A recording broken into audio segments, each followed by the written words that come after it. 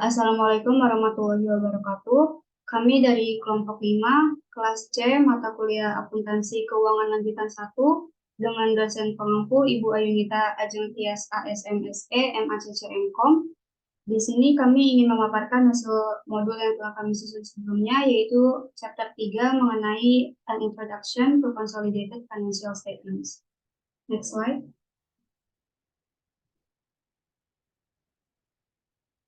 Berikut merupakan anggota dari kelompok 5 dengan saya sendiri, yaitu Rizka Pradita dengan NIM 0belakang108. Saya Yasmin Ratwaisi dengan NIM akhir 08.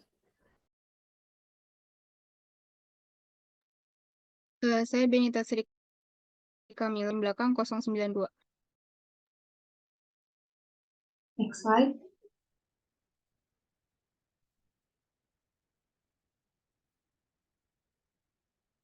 Jadi di sini kita akan memaparkan materi terlebih dahulu, baru nanti lanjut ke latihan soalnya.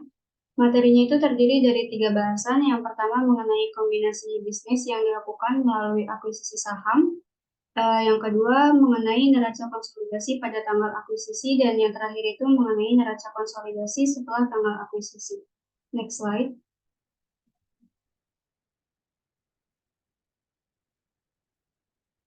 Bahasan pertama yaitu kombinasi bisnis yang dilakukan melalui akuisisi saham. Yang pertama, entitas pelapor. Akuisisi ini merupakan 2 atau lebih perusahaan yang tadinya berdiri sendiri sebagai suatu entitas, lalu berubah menjadi entitas tetap berdiri sendiri tetapi berada di bawah kendali tim manajemen yang sama. Lalu akuisisi ini memunculkan laporan keuangan jenis baru, yaitu laporan keuangan konsolidasi, di mana laporan keuangan tersebut wajib dibuat oleh perusahaan induk dan menggambarkan mengenai informasi posisi keuangan gabungan dari seluruh perusahaan anak dan perusahaan induk. Next slide.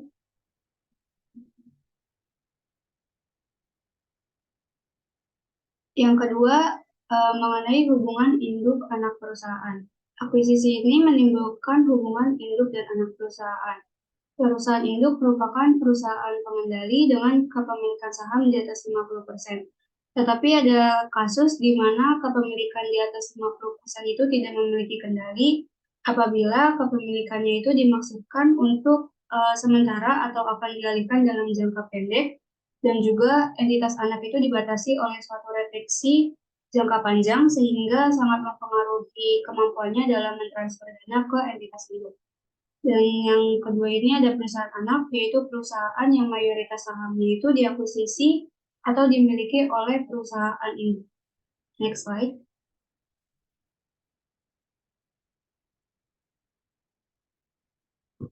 Yang ketiga mengenai kebijakan konsolidasi. Jadi laporan keuangan konsolidasi ini akan dibuat ketika perusahaan memiliki kendali atas perusahaan lain. Ada beberapa kondisi di mana anak perusahaan itu dikecualikan dari proses konsolidasi.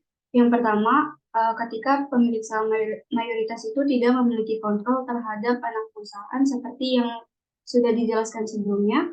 Lalu yang kedua, ketika usaha dibentuk secara joint venture atau secara patungan.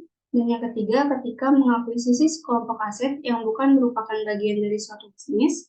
Dan yang keempat ini, ketika perusahaan profit mengakuisisi perusahaan non-profit, begitu juga sebaliknya. Next slide.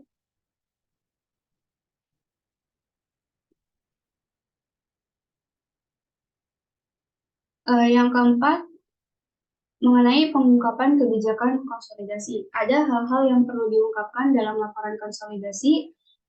Yang pertama itu mengenai waktu pelaporan akuisisi. Itu berisi informasi mengenai nama perusahaan yang diakuisisi, tanggal akuisisi, informasi goodwill atau ada bargain purchase, terus sifat dan persyaratan akuisisi, dan juga proses mendapatkan akuisisi tersebut. Yang kedua, informasi mengenai kombinasi bisnis setelah periode pelaporan, tetapi belum ada laporan keuangan yang diterbitkan. Terus ada hal-hal mengenai jumlah sementara yang berhubungan dengan kombinasi bisnis, yaitu akuisisi. Dan yang terakhir itu hal-hal yang perlu diungkapkan adalah penyesuaian mengenai kombinasi bisnis atau akuisisi. Materi selanjutnya akan dijelaskan oleh rekan saya, Yasmin.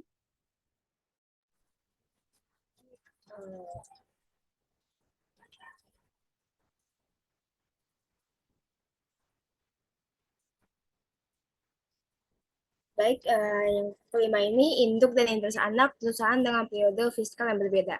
Jadi, apabila terdapat perbedaan mengenai periode fiskal antara perusahaan parent dengan perusahaan anak, maka laporan keuangan konsolidasi akan dibuat menurut periode fiskal perusahaan parent.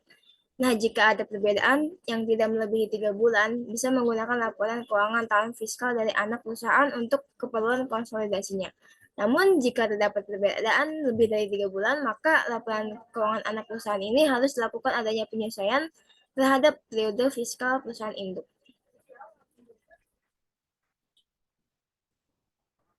Baik, yang di sini saya akan menjelaskan mengenai neraca konsolidasi pada tanggal akuisisi. Nah, terdapat 5. Yang pertama ini ada induk mengakuisisi 100% anak perusahaan pada nilai buku. Nah, berdasarkan PSAK 65 tentang prosedur konsolidasi dalam penyusunan laporan keuangan konsolidasi, perusahaan induk ini harus menghapus atau mengeliminasi seluruh akun yang bersifat resiprokal. Akun-akun ini termasuk akun investasi pada entitas anak dan akun ekuitas anak, yaitu modal dan laba ditahan. Nah, selain itu, akun-akun ini yang bersifat resiprokal akan digabungkan dan dilaporkan ke dalam laporan keuangan konsolidasi. Nah, pada laporan keuangan konsolidasi ini, modal saham dan laba ditahan ini akan muncul adalah milik perusahaan induk, karena modal saham dan laba ditahan ini, perusahaan anak ini telah dieliminasi. Nah, yang kedua ini, induk mengakuisisi 100% anak perusahaan dengan goodwill. Jika entitas induk mengakuisisi entitas anak secara keseluruhan atau 100% dengan biaya investasi yang lebih rendah dari nilai bukunya, maka terjadi kelebihan biaya nilai buku. Kelebihan biaya ini akan dialokasikan sebagai goodwill, paten, atau kepada aset yang dimiliki tergantung dengan kesepakatan antara kedua entitas. Nah, jika tidak ada aset yang teridentifikasi dengan nilai yang terlalu rendah, maka kelebihan biaya tersebut akan dianggap sebagai goodwill. Nah, begitupun sebaliknya jika entitas induk ini mengakuisisi entitas anak dengan biaya investasi yang lebih tinggi dari nilai bukunya, maka terjadilah keuntungan pembelian dengan diskon atau yang biasa kita sebut tuh gain on the bargain purchase. Oke, yang ketiga ini induk mengakuisisi 90% anak perusahaan dengan goodwill. Nah, ketika entitas induk ini mengakuisisi entitas dengan kepemilikan kurang dari 100%, maka muncullah kepentingan non-pengendali. Kepentingan non-pengendali ini merujuk kepada pihak yang memiliki saham di entitas anak selain saham yang dimiliki oleh pengendali. Nah, oleh karena itu, pihak non-pengendali tidak memiliki kendali atas entitas anak tersebut. Selanjutnya akan dijelaskan oleh teman saya, Benita.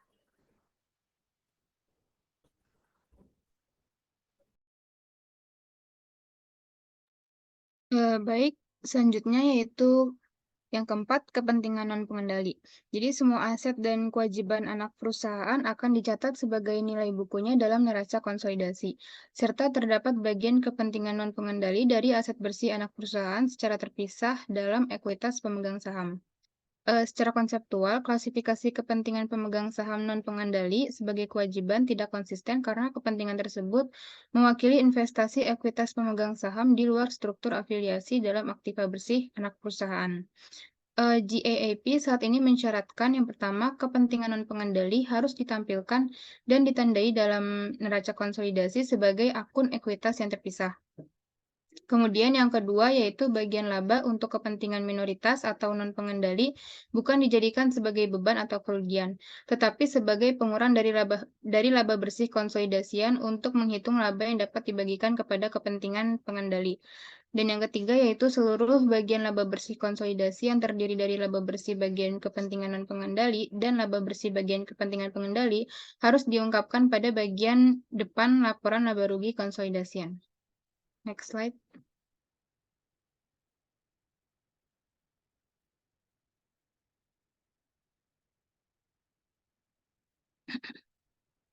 Selanjutnya materinya yaitu neraca konsolidasian setelah tanggal akuisisi.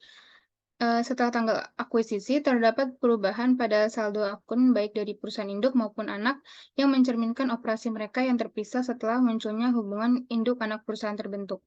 Selain itu, penyesuaian tambahan dilakukan untuk mengeliminasi saldo akun resiprokal lainnya. Misalnya, neraca konsolidasi dibuat antara tanggal pengumuman anak perusahaan dan tanggal pembayaran dividen. Dalam buku induk perusahaan akan terdapat akun piutang dividen yang merupakan kebalikan dari akun utang dividen dalam buku anak perusahaan. Nah, saldo ini tidak mencerminkan jumlah yang sebenarnya dapat diterima atau dibayarkan di luar grup terafiliasi, sehingga saldo tersebut akan dihilangkan saat menyusun laporan konsolidasi.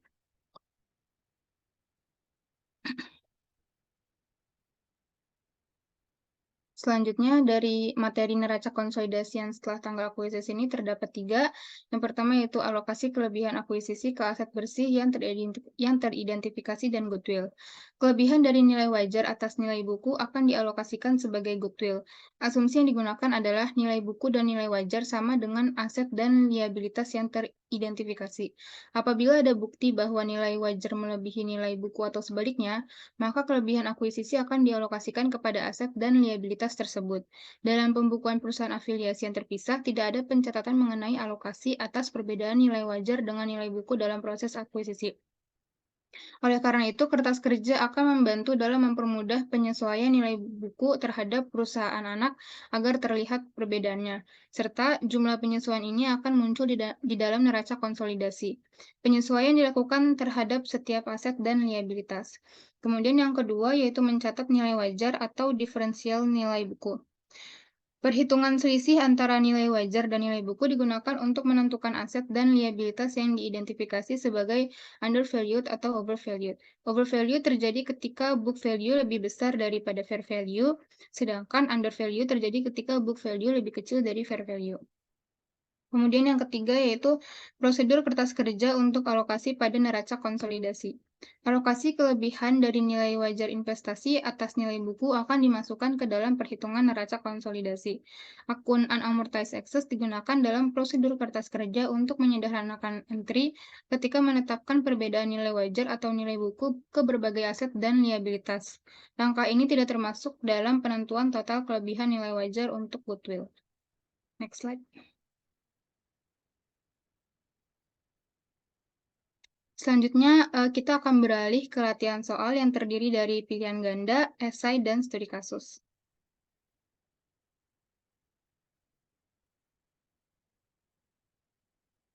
Pertama, saya akan menjelaskan pilihan ganda yang terdiri dari 10 soal. Soal pertama yaitu apa yang dimaksud dengan konsolidasi laporan keuangan. Nah, jadi konsolidasi laporan keuangan ini merupakan proses penggabungan 2 atau lebih laporan keuangan yang dimiliki oleh entitas berbeda sehingga menjadi sebuah laporan keuangan utuh dan menyeluruh yang mencerminkan hasil operasional, arus kas, dan posisi keuangan entitas-entitas tersebut seluruhnya. Nah, maka dari pilihan A sampai D, jawaban yang tepat adalah B, yaitu proses penggabungan laporan keuangan beberapa entitas usaha yang terkait. Kemudian nomor 2, tujuan utama konsolidasi laporan keuangan itu, jadi penyusunan laporan keuangan ini tuh bertujuan untuk memberikan gambaran objektif secara keseluruhan mengenai posisi keuangan serta aktivitas kelompok perusahaan, dalam hal ini adalah perusahaan induk dan perusahaan anak, sehingga dapat dipahami oleh pihak yang berkepentingan seperti investor maupun auditor. Maka dari pilihan A sampai D, jawaban yang tepat adalah B, yaitu menggabungkan laporan keuangan beberapa entitas usaha untuk menunjukkan kinerja keuangan secara keseluruhan. Next slide.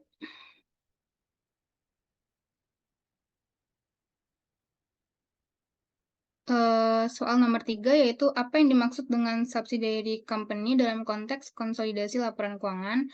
Jadi, subsidiary company atau anak perusahaan itu merupakan sebuah perusahaan yang mayoritas sahamnya lebih besar dari 50% dikendalikan oleh perusahaan lain atau induk perusahaannya. Nah, maka dari pilihan A sampai D, jawaban yang tepat adalah D, yaitu perusahaan yang merupakan bagian dari perusahaan induk. Kemudian nomor 4, bagaimana cara mengkonsolidasi laporan keuangan subsidiary company? Jadi prosedur laporan keuangan konsolidasian menurut PSAK 65 itu yang pertama menggabungkan aset, liabilitas, ekuitas, penghasilan, beban, dan arus kas dari entitas induk dan entitas anaknya. Yang kedua yaitu mengeliminasi jumlah tercatat dari investasi entitas induk pada entitas anak dan bagian entitas induk pada entitas anak. Yang ketiga yaitu mengeliminasi aset dan liabilitas, ekuitas, penghasilan, beban, dan arus kas dalam intra kelompok usaha terkait dengan transaksi antar entitas dalam kelompok usaha. Maka dari pilihan A sampai D, jawaban yang tepat adalah B, yaitu menggabungkan laporan keuangan subsidiary company dan perusahaan induk secara keseluruhan.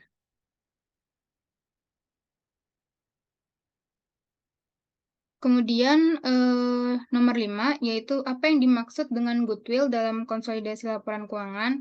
Jadi goodwill ini merupakan aset tak berwujud yang tidak dapat dibangun sendiri, tetapi hanya akan muncul pada saat entitas melakukan akuisisi entitas lain. Nah, goodwill tersebut muncul sebagai kelebihan biaya investasi terhadap nilai wajar aset bersih yang diterima. Maka dari pilihan A sampai D, jawaban yang tepat adalah B, yaitu nilai tambah dari akuisisi subsidiary company. Kemudian nomor 6, yaitu PT POMI melakukan akuisisi atas 85% saham PT Shine dengan nilai investasi lebih besar dari nilai wajar. Kelebihan dari nilai investasi dengan nilai wajar aset bersih diakui sebagai goodwill. Maka jurnal eliminasi yang tepat adalah dari pilihan A sampai D, jawaban yang tepat yaitu A, yaitu ekuitas anak dan goodwill pada investasi pada PT Shine dan kepentingan non-pengendali.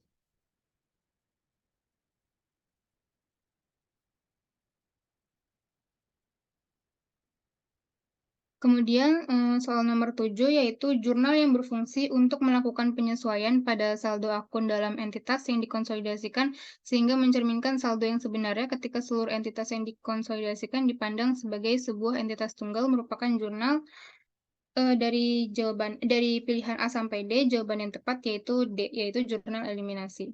Kemudian untuk nomor 8, PT Berias melakukan akuisisi 100% saham PT Jaya dengan nilai investasi lebih besar dari nilai wajar.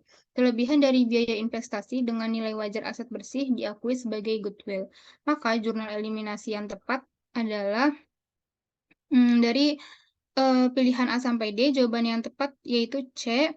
Jadi dalam hal ini tuh mengeliminasi investasi dengan ekuitas anak, yaitu yang C, ekuitas anak dan goodwill pada investasi.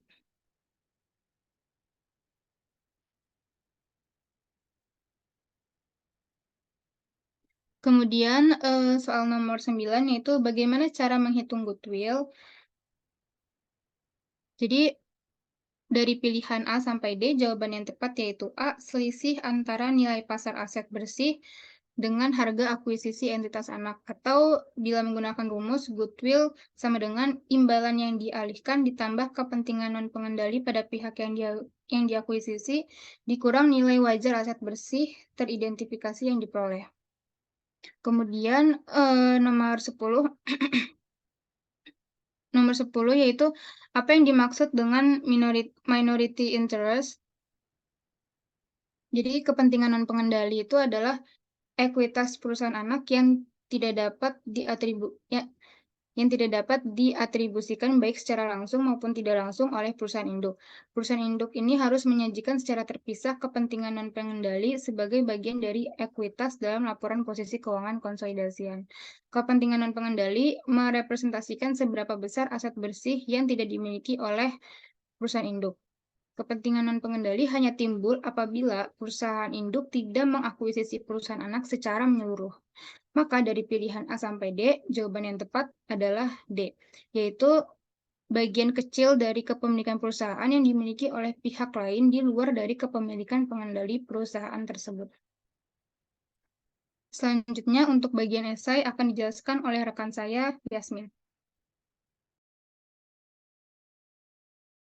Baik, di sini saya akan menjelaskan mengenai soal esai yang terdapat ada 5 esai.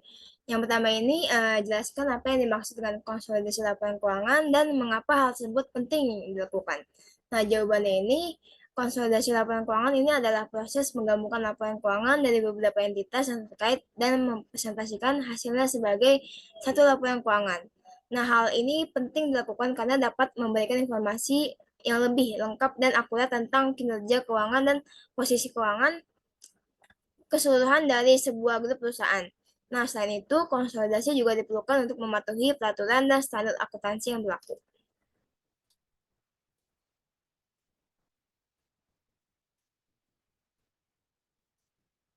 Nah, yang kedua ini, Bagaimana cara menghitung goodwill dalam konsolidasi laporan keuangan dan apa perannya dalam menentukan kekayaan perusahaan? Nah, jawabannya goodwill ini akan dihitung sebagai selisih antara harga pembelian saham perusahaan anak dan nilai buku saham tersebut pada saat akuisisi.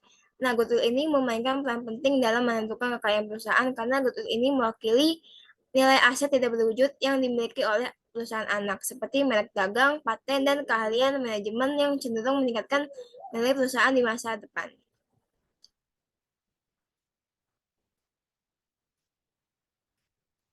Nah, yang ketiga ini, apa yang dimaksud dengan minority interest dalam konsolidasi laporan keuangan dan bagaimana jika ia mempengaruhi ekuitas perusahaan tersebut? Nah, jawabannya adalah minority interest ini adalah kepemilikan saham minoritas yang dimiliki oleh pihak lain di luar entitas pengendali dalam sebuah grup perusahaan.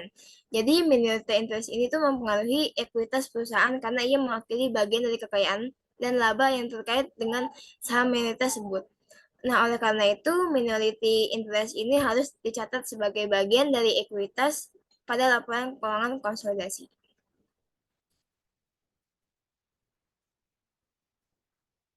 Nah, yang keempat ini jelaskan perbedaan antara entitas anak dan entitas pengendali dalam konsolidasi laporan keuangan.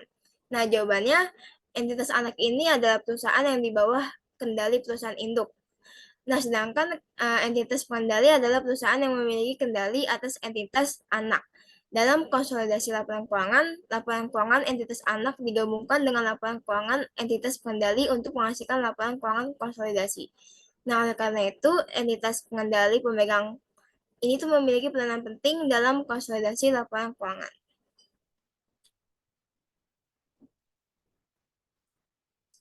Nah, yang kelima ini sebutkan langkah-langkah yang diperlukan dalam melakukan konsolidasi pada laporan keuangan.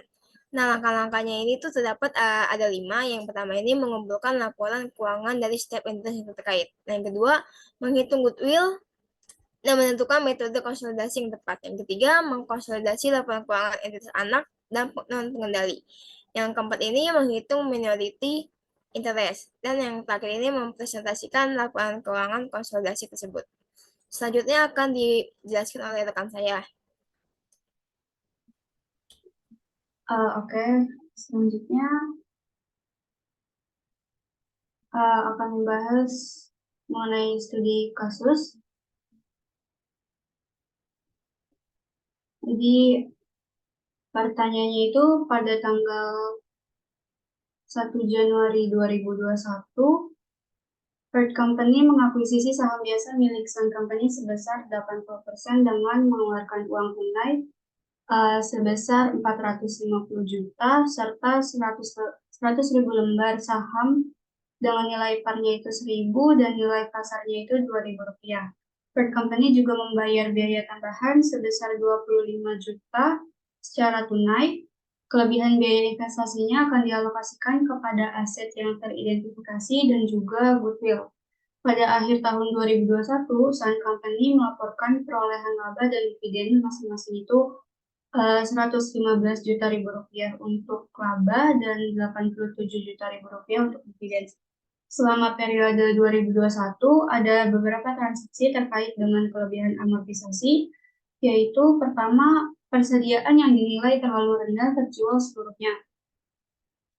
Yang kedua, tanah yang dinilai terlalu rendah masih dimiliki oleh Sun Company.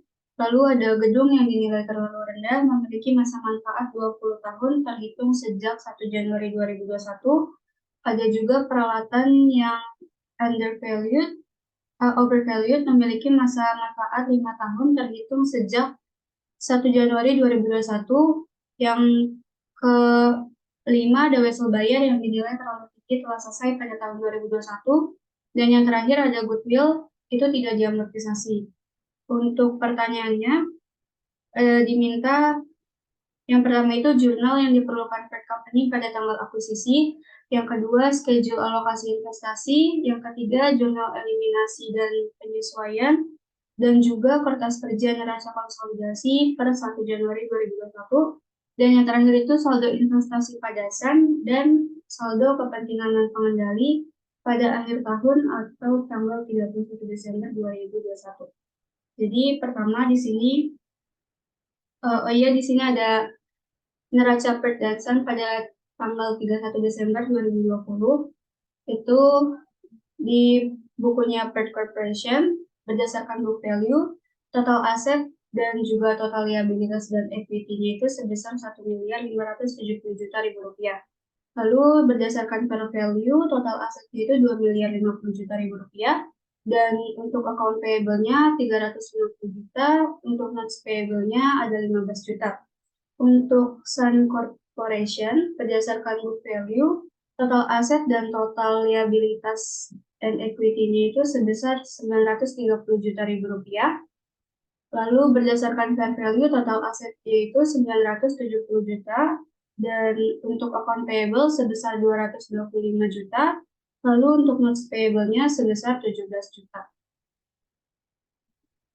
Pertama, kita akan merincikan terlebih dahulu besaran yang dikeluarkan oleh Pert Company ini dalam mengakuisisi saham Sun, yaitu sebesar 80%, dengan mengeluarkan uang tunai sebesar, berdasarkan soal itu ada 450 juta rupiah. Lalu saham yang dikeluarkan itu berdasarkan soal ada 100.000 lembar dengan nilai nominalnya itu 1.000 dan nilai pasarnya itu 2.000. Lalu ada biaya tambahan sebesar 25 juta yang dikeluarkan secara tunai. Pertama, kita mengerjakan soal 1 mengenai jurnal yang diperlukan di Pert Company pada tanggal akuisisi, yaitu ada 2 jurnal. Yang pertama jurnal akuisisi, yang kedua itu jurnal biaya transaksi. Jurnal akuisisinya ini ada akun investment insan pada common stock dan additional paid in capital dan juga cash. Common stock-nya ini sebesar jumlah lembar saham dikali dengan nilai nominalnya. Lalu additional paid in capital-nya ini selisih dari nilai pasar dikurang nilai nominal, lalu dikali dengan jumlah lembar saham yang dikeluarkan. Cash-nya ini sesuai sama yang dikeluarkan, yaitu 450 juta. Untuk investasinya, kita tinggal tambah aja dari kolom kredit, yaitu sebesar 650 juta rupiah. Yang kedua, jurnal kedua ini jurnal biaya transaksi. Tadi karena ada biaya tambahan, yaitu secara tunai. Jadi, kita menggunakan akun investment expense karena biaya ini termasuk biaya tidak langsung. Sebesar 25 juta. Cash-nya juga 25 juta. Jadi ini jawaban dari soal nomor 1, yaitu jurnal akuisisi dan juga jurnal biaya transaksi. Lanjut ke nomor 2, itu mengenai yang diminta itu alokasi schedule investasinya. Yang pertama, kita cari dulu implied fair value-nya. Pertama ini fair value atau purchase price dari 80% akuisisi, yaitu sebesar 450 juta. Sebesar 650 juta.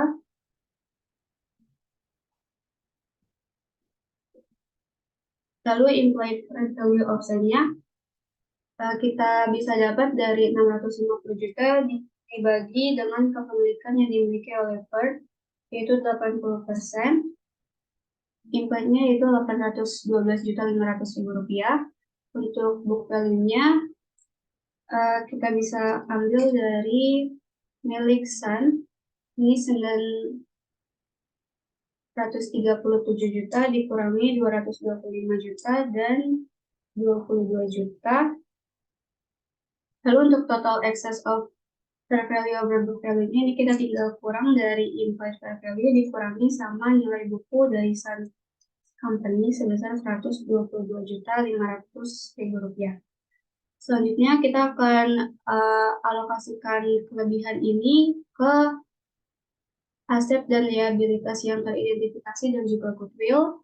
Kita pindahin dulu saldo inventory, land, building, equipment, dan notes payable. Ini diambil dari miliknya Sun berdasarkan fair value. Inventory-nya itu sebesar 160 juta, lalu land-nya itu 170 juta, building sebesar 105 juta, equipment-nya sebesar 58 juta, lalu ada notes payable di sini sebesar berdasarkan fair value itu 17 juta.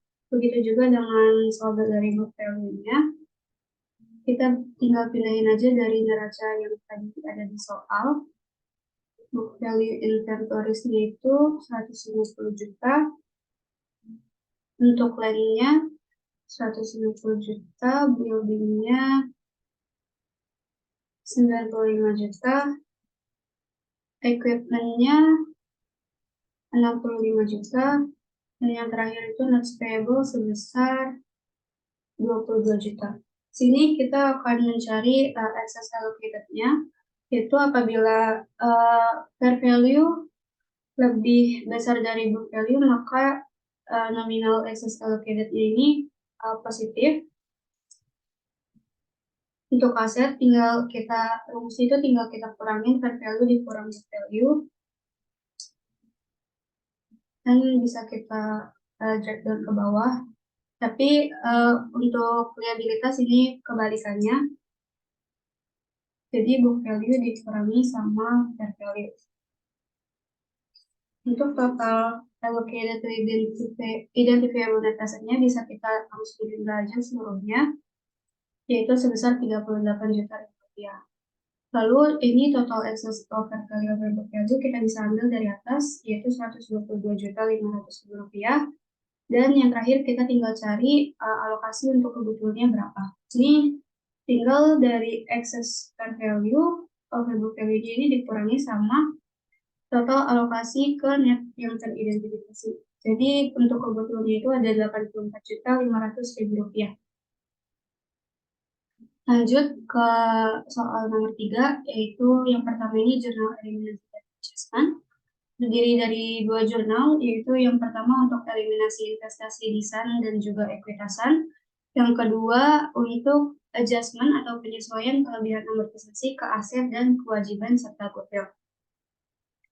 Yang pertama ini kita ambil dari saldo-saldonya itu kita ambil dari neraca yang ada di soal awal tadi. Common stock-nya milik SAN itu sebesar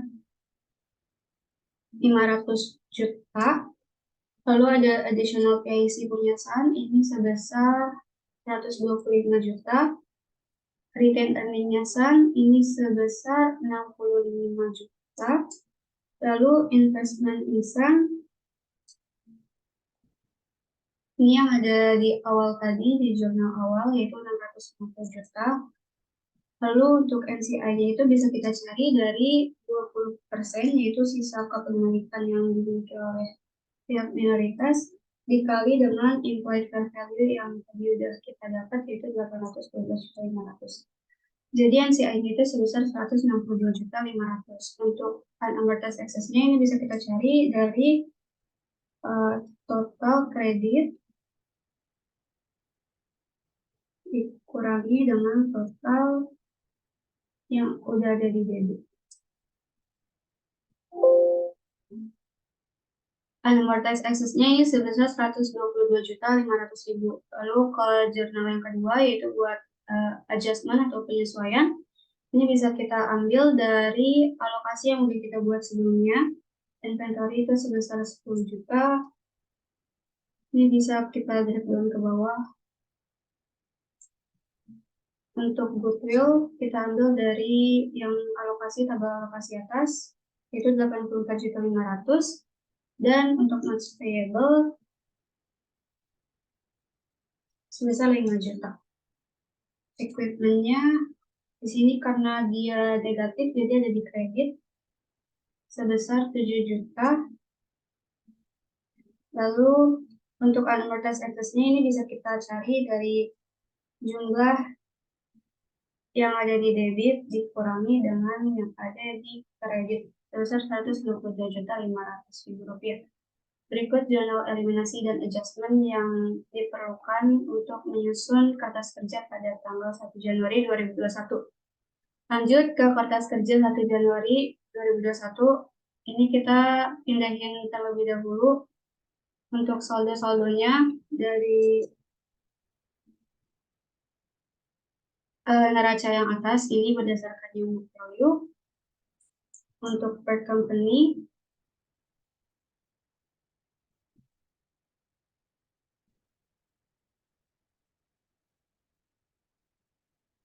begitu juga untuk yang Sun company.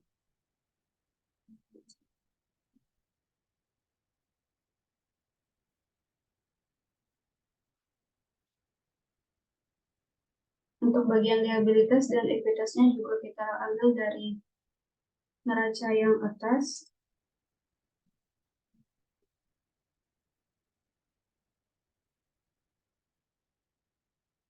Begitu juga untuk milik Sun company.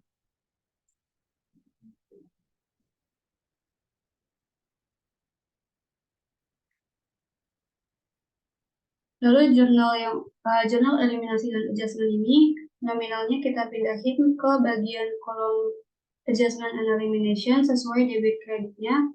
Yang pertama itu unamortized excess. Di sini ada unamortized excess di debit sebesar 122.500.000. Lalu yang kedua itu ada common stock-nya Sun sebesar 500 juta. Lalu ada additional PIC milik Sun sebesar 125 juta, retain earning-nya Sun sebesar 65 juta. Selanjutnya ada investment in Sun di kredit sebesar 652 juta. Ada NCI di kredit sebesar 162.500.000. Lanjut ke jurnal kedua, ada inventories sebesar 10 juta di debit. Lalu ada land sebesar 20 juta di debit. Selanjutnya ada building sebesar 10 juta. Ada goodwill di debit sebesar 84.500.000. Lalu equipment di kredit sebesar 7 juta dan amortized taxes di kredit sebesar 122.500.000. Selanjutnya kita lakukan penyesuaian. Yang pertama ini cash. Karena tadi third company ngeluarin cash untuk investasi, maka cashnya itu berkurang sebesar 450 juta dan 25 juta untuk biaya transaksi. Selanjutnya di common stock. Common stock milik Bird ini bertambah sebesar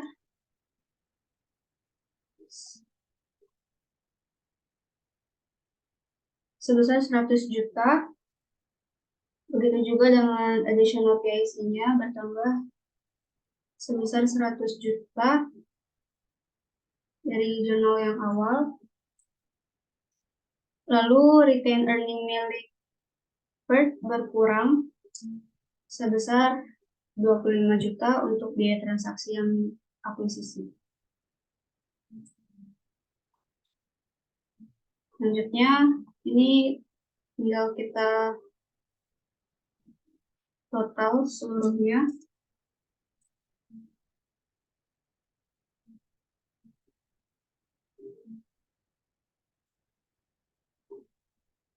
Oh iya, ini ada investment in Sun. Berdasarkan ini, yang jurnal ini sebesar 650 juta. Jadi total asetnya itu 1.745 juta untuk per company. Lalu yang di Sun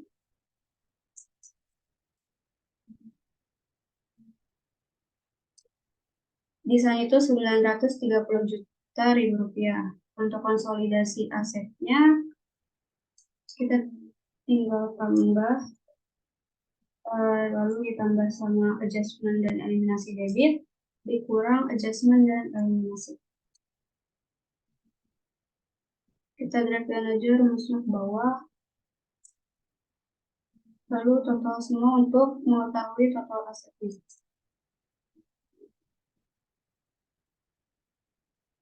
Total aset konsolidasinya itu sebesar 2.149.500.000 rupiah. Lanjut ke bagian liabilitas dan ekuitas.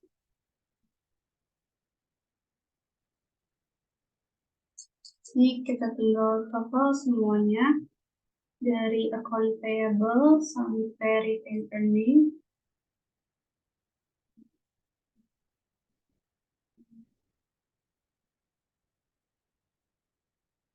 Begitu juga milik perusahaan anak.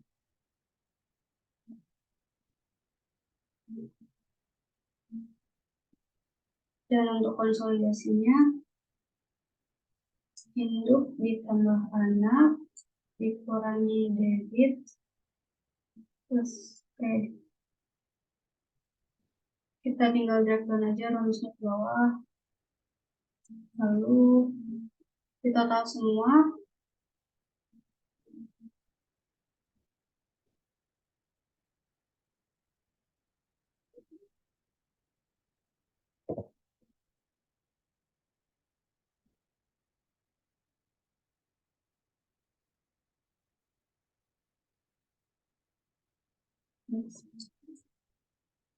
Ini ada yang kurang di bagian notes payable. Di sini ada debit 5 juta. Jadi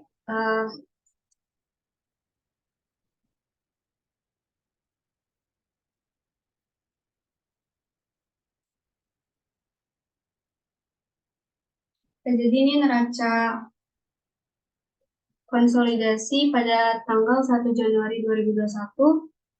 Untuk total aset dari third company itu 1.745 juta, milik Sun itu 937 juta, dan untuk konsolidasinya itu sebesar 2.149.500.000 rupiah. Begitu juga dengan total liabilitas dan equity-nya sudah balance.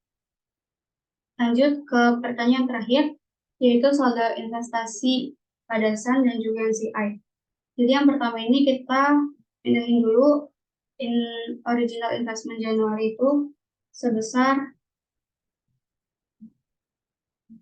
650 juta.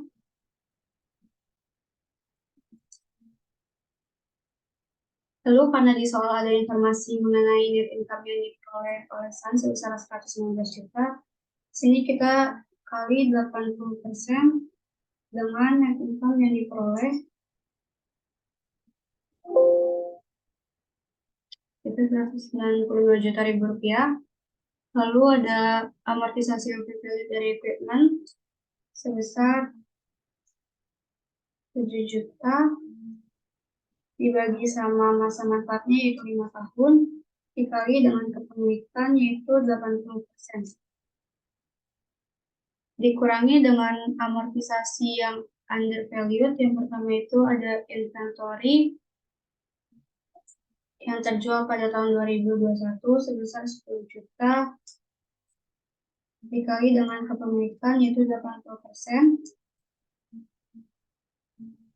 Lalu land ini karena masih dimiliki oleh perusahaan anak maka nominalnya 0. Lalu untuk building itu alokasinya tadi sebesar 10 juta dibagi dengan masa manfaatnya 20 tahun lalu dikali dengan kepemilikan third company sebesar 80%. Untuk notes payable-nya karena udah selesai di 2021 jadi tinggal dikali aja, alokasinya itu 5 juta dikali 80% itu kepemilikan dari third company. Ini kita total. Lalu untuk dapat income from Sun-nya kita tambah pembagian net income ditambah dengan amortisasi yang overvalued dikurangi dengan amortisasi yang undervalued. Kira sebesar 80.720.000. Lalu dikurangi sama pembagian dividen sebesar 87 juta dikali kepemilikan, yaitu 80%. Jadi tinggal nyari investment account balance-nya pada tanggal 31 Desember, yaitu dengan cara 650 juta ditambah dengan income from sale dikurangi dengan pembagian dividen. Saldo akhir dari investment insan itu sebesar 661.120.000. Untuk NCI ini sebenarnya sama aja, tinggal di bedanya itu ada di kepemilikan.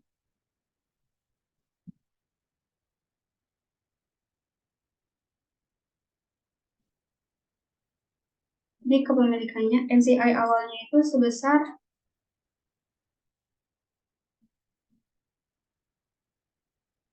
kita bisa cari dari investor value dikali dengan 20% sebesar 162.500 juta. Lalu di sini kita ganti kepemilikannya dengan 20%.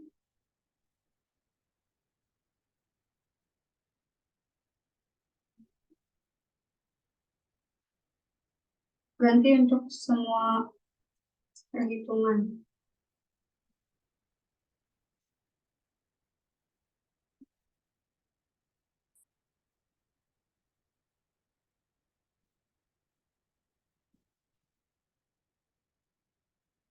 Oke, jadi saldo NCI pada akhir 2021 itu bisa didapat dari NCI awal pada tanggal 1 Januari 2021 ditambah dengan income from sale dikurangi dengan pembagian dividen pada tahun 2021. Jadi total akhirnya itu sebesar 165.280.000 rupiah. Sekian pembahasan studi kasus dan juga presentasi dari kelompok kami. Kurang lebihnya mohon maaf. Wassalamualaikum warahmatullahi wabarakatuh.